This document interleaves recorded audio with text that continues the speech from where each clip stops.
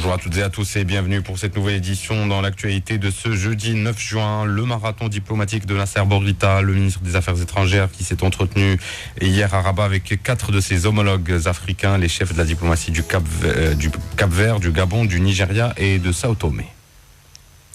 À suivre également dans ce journal, cette première du genre, une réunion des ministres des États africains atlantiques, plus de 20 au total. Il y était question de concevoir une vision africaine commune sur cet espace vital. Et puis la Russie qui se dit prête à sécuriser les exportations de céréales ukrainiennes sans pour autant annoncer de mécanismes concrets. C'était à l'issue de la visite de son chef de la diplomatie en Turquie. Voilà pour les titres, bienvenue à tous.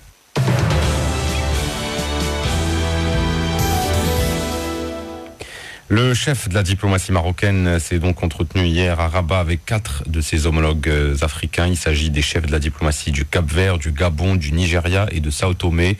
À cette occasion, le ministre gabonais des Affaires étrangères a réitéré le soutien de son pays à la marocanité du Sahara ainsi que son appui total au plan d'autonomie qui constitue la seule et unique solution crédible et réaliste aux différends régionaux autour du Sahara. Ce sont ses mots. Même son de cloche chez le ministre capverdien des Affaires étrangères. Il a également annoncé l'ouverture prochaine d'un consulat général de son pays à Dakhla et l'installation imminente d'une ambassade résidente de la République du Cap-Vert à Rabat. Et quant aux discussions avec le chef de la diplomatie nigériane, elles ont porté sur le projet de gazoduc Maroc-Nigeria. Écoutons à ce propos la déclaration de Nasser Bourita. C'était pour nous l'occasion de discuter de nos relations bilatérales qui sont excellentes, portées par la relation personnelle, de confiance, d'amitié, de fraternité entre Sa Majesté le roi Mohammed VI et son Excellence le président du Nigeria, le président Buhari. Et nous avons déjà, grâce à cette impulsion donnée par les deux chefs d'État, des projets importants, des projets liés à la construction d'usines de fertilisants, mais aussi le gazoduc Maroc-Nigeria, CEDEAO vers le Maroc et au-delà. C'est un projet qui avance, c'est un projet qui sera un modèle d'intégration régionale et c'est un projet qui changera la face de l'Atlantique et de cette Afrique Atlantique dont nous avons parlé. Donc nous nous sommes félicités de l'évolution de cette relation portée par les deux chefs d'État et nous allons continuer à travailler dans le cadre de cet esprit. Notez aussi que le ministre capverdien des Affaires étrangères a annoncé hier à Rabat l'ouverture prochaine aussi d'un consulat général de son pays à Dakhla. Dans un communiqué conjoint rendu public à l'issue de ses entretiens avec le ministre des Affaires étrangères, de la coopération africaine et des Marocains résidant à l'étranger en marge des travaux de la première conférence ministérielle des États africains atlantiques, le chef de la diplomatie capverdienne a également annoncé l'installation imminente d'une ambassade résidente de la République du Cap-Vert à Rabat. La réunion ministérielle des États africains Atlantique justement, elle a eu lieu hier à Rabat et c'est une première du genre. Elle a regroupé en effet une vingtaine de pays des États africains atlantiques. À l'ordre du jour, la conception d'une vision africaine commune sur cet espace vital, la promotion d'une identité atlantique africaine et la défense d'une seule voix des intérêts stratégiques du continent africain. Les travaux de cette réunion ministérielle sont articulés autour de 3 thématiques: dialogue politique, de sécurité et de sûreté, économie bleue et connectivité et environnement et énergie. La réunion a été sanctionnée par l'adoption de la déclaration de Rabat. Les ministres des États africains atlantiques n'ont pas manqué d'y saluer la vision royale pour faire de l'espace africain atlantique un cadre de coopération interafricaine pragmatique et opportune, ainsi que l'engagement du souverain pour réactiver ce cadre géostratégique de concertation entre les pays africains atlantiques. Sahara marocain, le soutien du gouvernement espagnol à l'initiative marocaine d'autonomie pour le Sahara s'inscrit dans une vision d'État pour apporter la stabilité à l'ensemble de la région et elle répond aussi à une dynamique internationale en faveur de l'approche adoptée par le Maroc. C'est une affirmation du président du gouvernement espagnol, Pedro Sánchez, qui s'exprimait hier devant les députés. On l'écoute.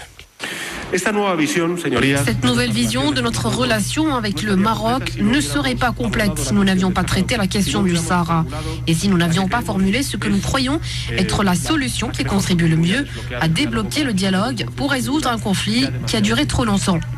Nous avons dit clairement que la proposition marocaine d'autonomie est la base la plus sérieuse, crédible et réaliste. Nous respectons ceux qui pensent différemment, mais nous nous tromperions tous dans cette chambre si nous ne reconnaissons pas cette solution qui pourrait paraître une évidence pour débloquer un conflit qui dure trop longtemps. Ça commence à bouger au niveau de la météo. Une nouvelle vague de chaleur intéressera plusieurs régions du pays de vendredi à dimanche. Sont concernées notamment les provinces de Ouazzane, Taounet, Moulay Yacoub, Fès, Meknes, Foroukh, Nifra, Khouribga, Bni Mellal, Fqih Ben Saleh et Taroudant, Tata, Zagoura et Rachidia aussi. Quant aux provinces de Sidi Qassem, Sidi Slimane et Khmisset, elles enregistreront des températures variant entre 45 et 47 degrés Celsius selon la direction générale de la météorologie.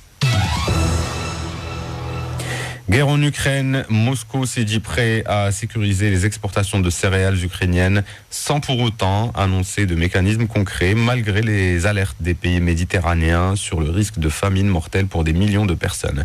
Le ministre russe des Affaires étrangères a été reçu hier à Ankara par son homologue turc pour discuter de l'instauration de corridors sécurisés en mer Noire pour faciliter le commerce des récoltes bloquées dans les ports ukrainiens et par les mines au large. À l'issue de cette rencontre, Sergueï Lavrov a assuré que Moscou était prêt à garantir la sécurité des navires qui quittent les ports ukrainiens en coopération avec Ankara. L'Ukraine n'était pas représentée lors de ces discussions.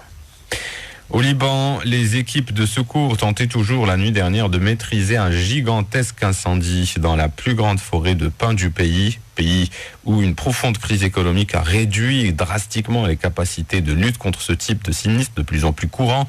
Des hélicoptères de l'armée libanaise, des bénévoles et des pompiers ont été dépêchés hier au soir pour venir à bout de l'incendie survenu dans la région de Digne, dans le nord du Liban.